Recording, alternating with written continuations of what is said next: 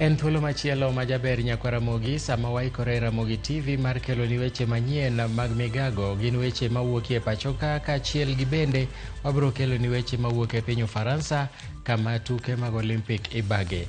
Warwakini machiegni to mokwongo thuond weche.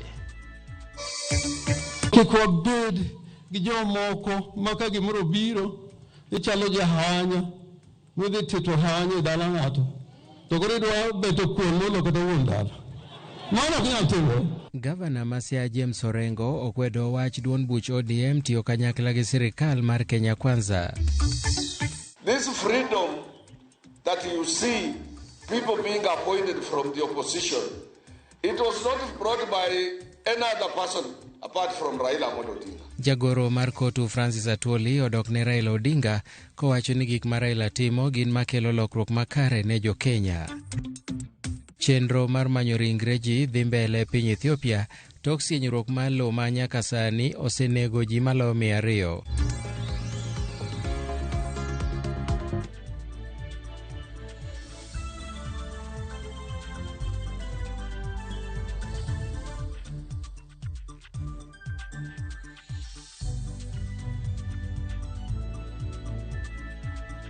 Machiegni Nyakwaramogi nyinga Milton Ochieng Awuor. Jagoro mar kotu Francis Atwoli odok ne Raila Odinga kowacho ni Raila kod Ruto tiyo kanyakla mar kelo kwe pachoka.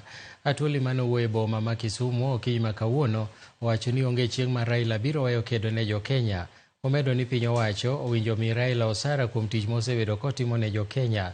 Bende opuoyo jotend migepe ma jatend piny oyiero kowacho ni mano e kit telo makare.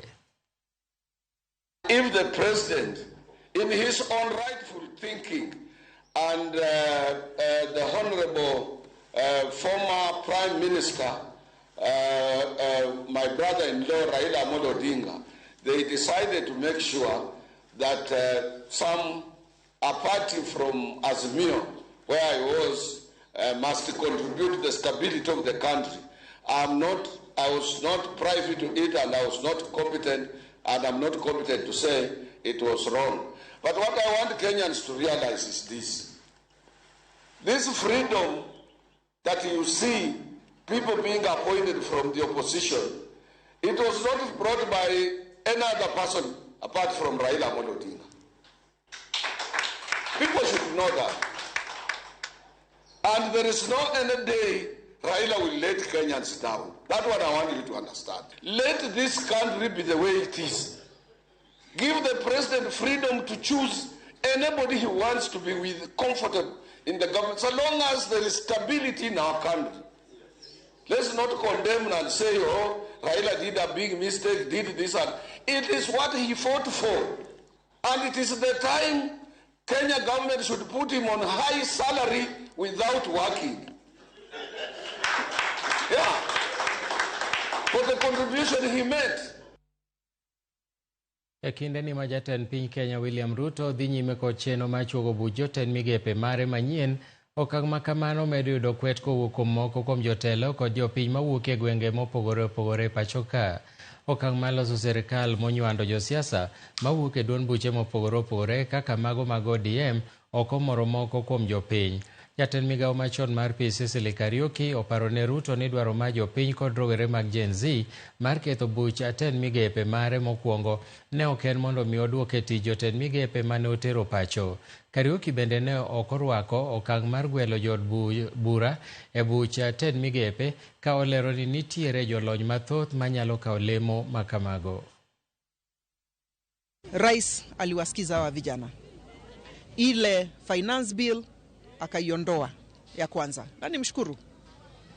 Ingine akasikiza akaambiwa hii kamati ya cabinet inaonekana ipeleki kazi mbele.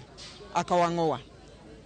Lakini kushangaza ni ya kwamba amewarudisha, wengi wao ni wale walikuwa pale. Sijui ni nini aliona ama sijui alisikiza nani, ametuambia amesikiza. Kwa hivyo tuamini amesikiza. Lakini sasa kazi na jukumu liko kwa bunge.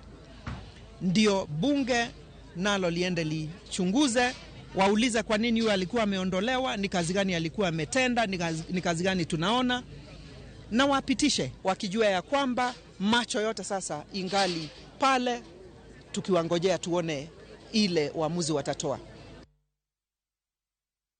Jatend riwruok mar okinde pachoka LSK Faith Odhiambo onyiso jatend piny William Ruto mondo chop singo mare mar chula nyuola manowito jogi kata yudo hinyruok e lwet obila e kinde ng'anyo makwedo chik mar omenda.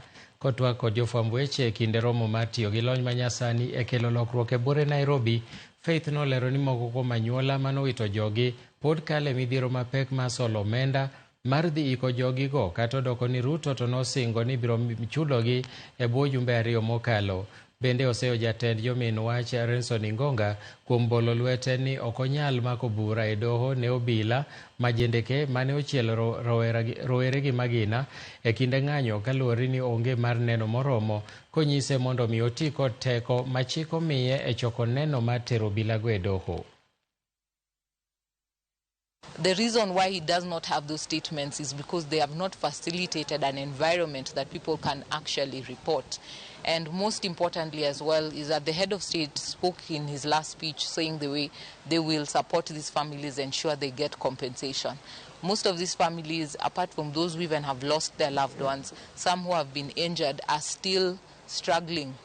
We're seeing people holding harambes to bury their dead. We're seeing people holding harambes to be able to treat their loved ones that were injured because of police brutality.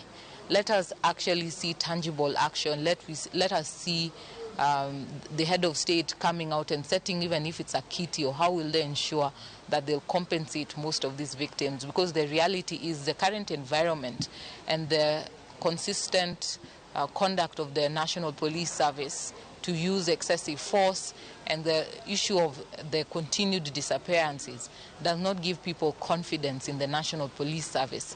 We need to see the Director of DCI ensuring that he carries out proper investigations to ensure Kenyans that they're actually serious. He has an independent constitutional office and he cannot come and tell the people of Kenya that he's helpless. He should rack his brains and find solutions. How does he support these families to ensure that their statements can be taken, to also press the Director of DCI to ensure that they carry out proper investigations, that if some of these families need witness protection, that they ensure that the same is offered, so that if they are serious about actually investigating and prosecuting some of these cases, we've been able to reach out to IPOA as the Law Society of Kenya. In some instances, families that are too scared, LSK will accompany them, or we can ask them to a comfortable place where they feel. We invite IPOA and LSK goes there as well. Jotend rowere mag mbalariany kaachiel kod jood bura mar rowere ogolo okenge mabiro konyo piny owacho e kedo gi midhiero mosebedo kaneno e pacho ka.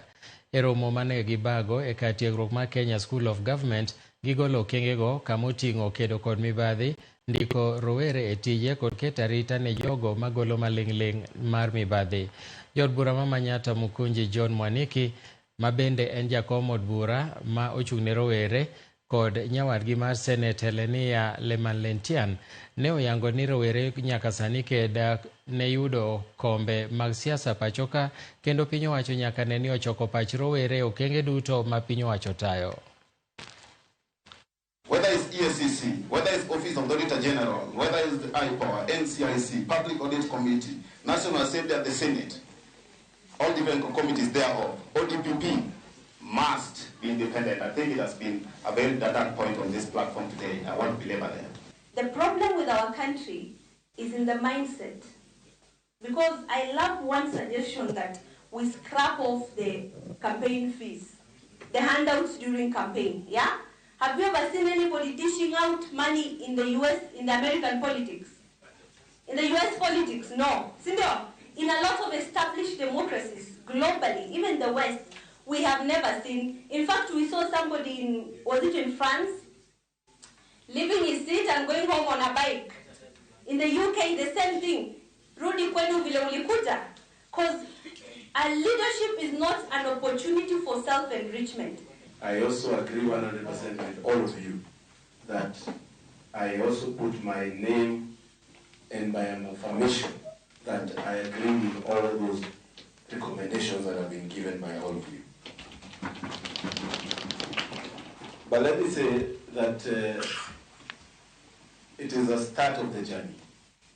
We cannot just speak in a room, then leave. We need to have actions, we need to have steps. Jonjore Mokodi nomonjo kar thieth ma War Memorial e kaunti ma Nakuru e nyasi mar yawe ayanga kendo gino nokelo kiawa e kind jotich, weg tije kod chenro mag thieth. Maeri timore kata bed ni dono osechiwo andike 6 mapok omi luor kod sirikand kaunti ma Nakuru e ywaruok madhi mbele wi wuon osiptandno ka ilaro mwanduno momako eka 25. Doho mar alwora kod lope ma Nyandarua nowito oko dwaro mar kaunti ma Nakuru mar keto thenge wach mar rito osiptandno. Ywaruok ni koro medo rocho chenro mag thieth kanyakla kod tije ne jotije mane geno dok chwalo chenrogi tok lore kuom kinde malach. Was in October last year. Then we reopened after 7 days. And then we were attacked again by the county government of Nakuru. That was on 23rd of January. And since then, we went back to court, and the court gave orders, the hospital to reopen, and the county commander to give us security until everything is heard and determined. So yesterday, since then, we have not been able to get in successfully. And yesterday, the Nyandarua High Court gave order, and the orders were, it was an extension actually of the court orders that had been previously given. And the county commander was directed to open the hospital start running, and we are supposed to be given security. So that is what we are expecting today. That's why we came very early in the morning, that is at 7:30. We are prepared in uniform and ready to start wherever we left.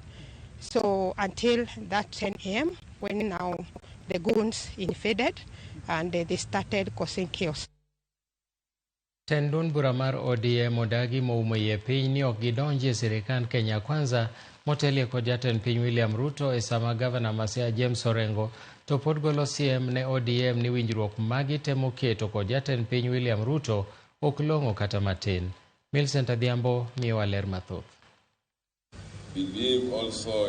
Kane giloso e nyasi mar ik mar nyawan jabura mar Arieda Otiende Amolo, Ms. Donald Kohanya, e gwenge Malago Usonga, director mochung' ne chenro mag ODM, Oduoro Ng'wen, oyango ni ODM pok odonjre winjruok moramora kod jo Kenya Kwanza kako osebedo ka fuong'ore koni kod kocha nyaka nyocha gwelo mag moko kuom jokanyo mag ODM e lemo mar jotend migepe ne timre. Oduoro lero ni ODM nyalo mana bedo kod twak, kata kamano gidwaro neno ni rowere mane odhi kinde ng'anyo mar sundo sirikal owe thuolo, obila mitudo kod tiyo kod teko mang'eny kuom jong'anyo bende okawnegi ondamo mar chik, kendo jogo mane ohinyore kinde ng'anyo bende ochul. Wach mane osir kod Seneta Masiaya Dr. Oburu Oginga. Aturu moko wuok sani dhi ng'iyo nwano to be pod kese rumo koso pok orumo. Otherwise ODM to wachung' kar tiendwa. Kendo ne uneno conditions adek ma jakom Amolo Odinga nyogolo. Ka onge mano to onge ng'wa losogo. Manyalo ng'ado rieko ni GNC ni wang'ni uwuok goyo kura. Ng'enyuok go kura.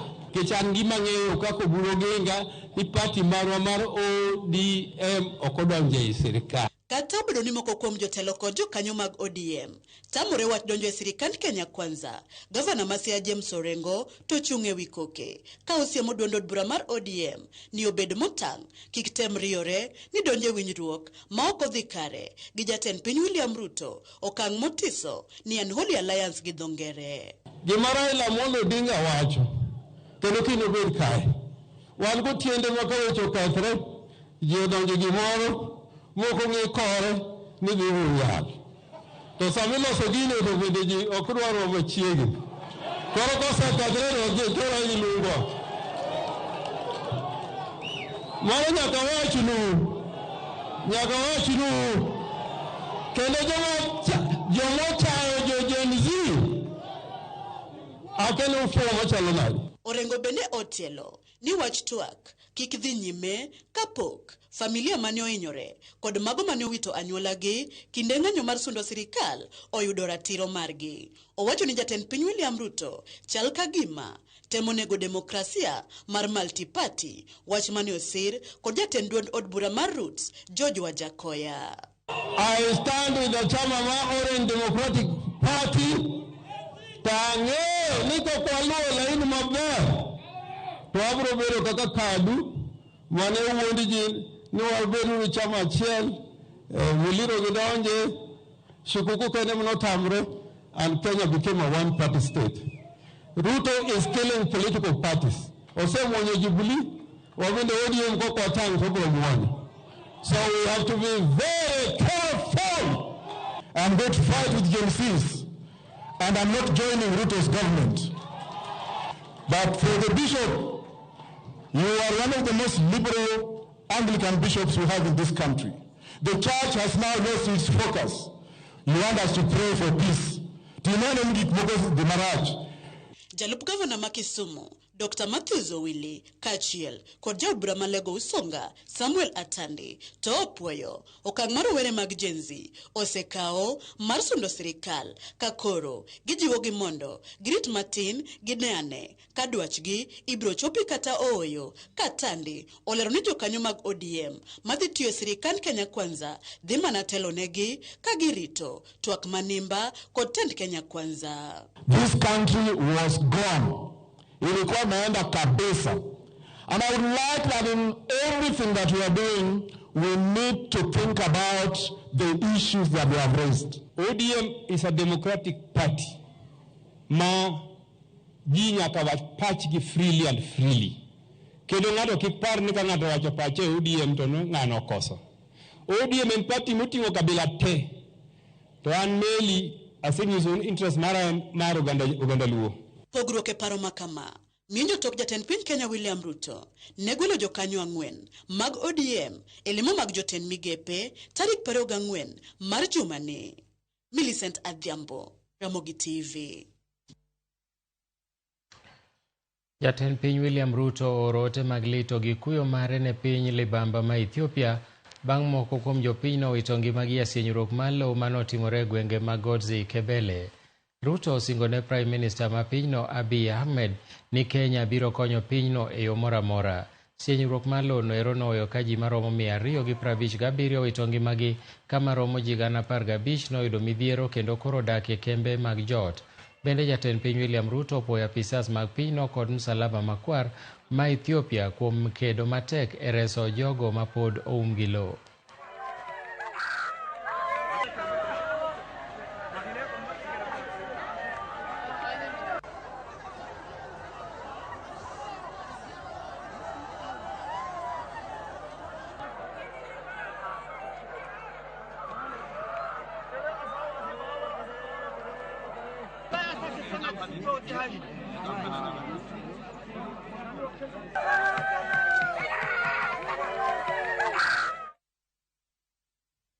Nyakaramogi yena monda ka yueyo mokwongo pok watieko pod wadhi nyime gi weche manyien mag migago aduogo bang' thuolo machuok.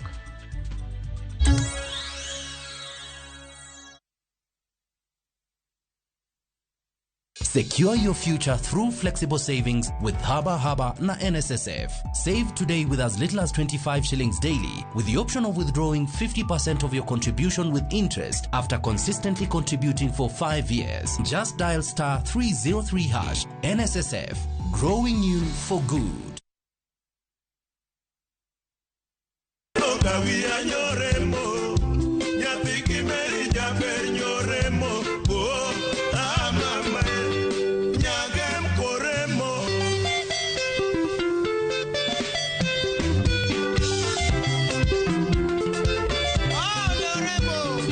Dial *487*3# to get this song.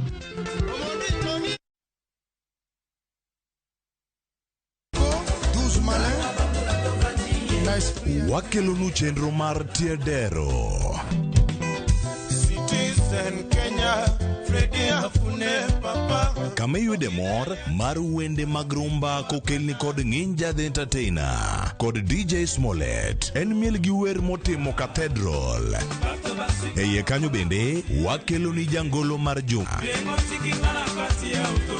Chieng' ngeso ka ngeso chakre sa 11:30 dhiambo nyaka sa 1 otieno mana e Ramogi TV. En mor mochwere.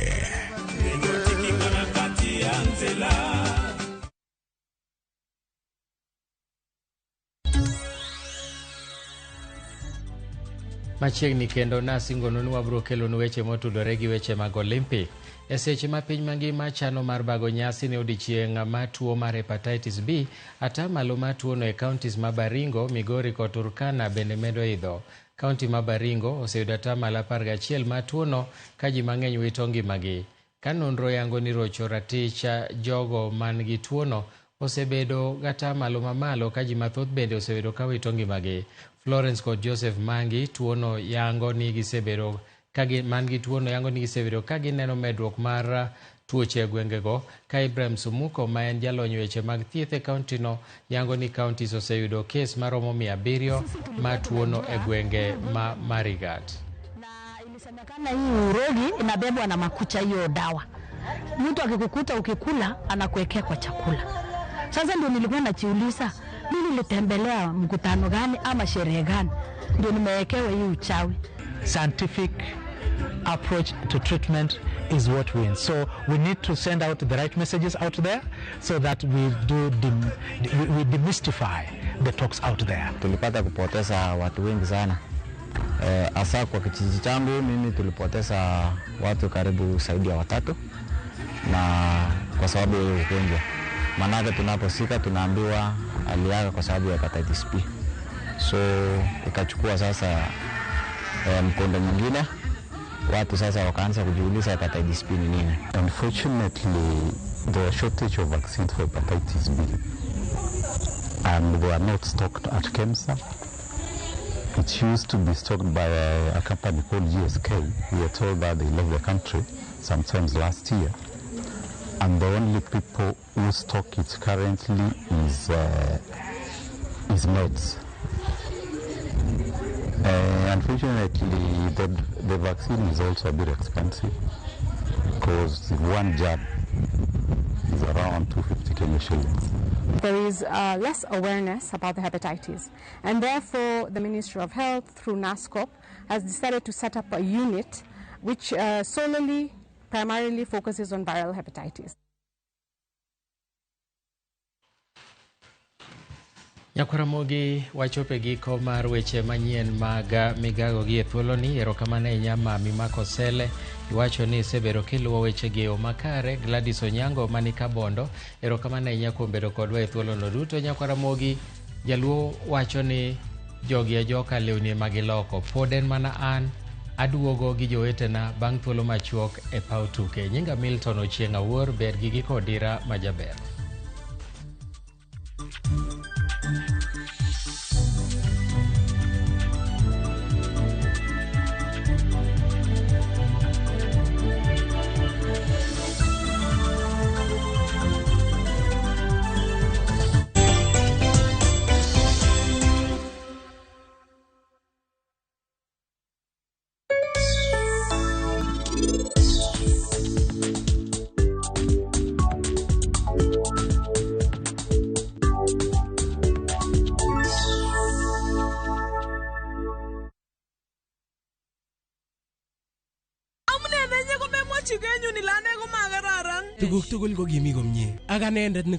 Is Kalenjin your language?